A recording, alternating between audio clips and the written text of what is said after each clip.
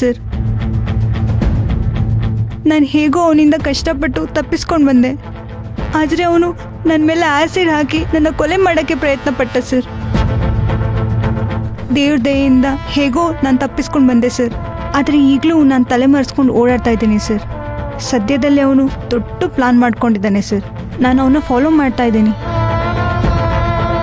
ದಯವಿಟ್ಟು ಭೂಮಿನ ಕಾಪಾಡ್ಕೊಳ್ಳಿ ಸರ್.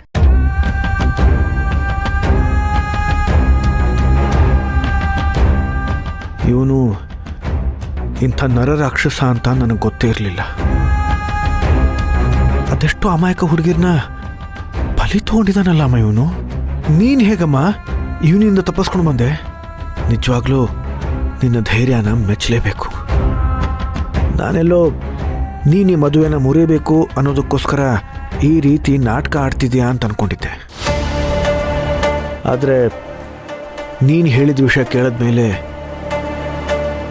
ನೀನು ಕೊಟ್ಟಿರೋ ಸಾಕ್ಷಿ ನೋಡಿದ್ಮೇಲೆ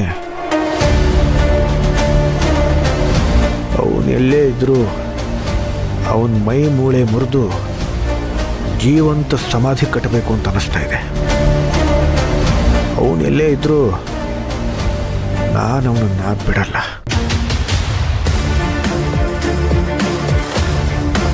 ಖಂಡಿತವಾಗ್ಲೂ ಬಿಡಲ್ಲ.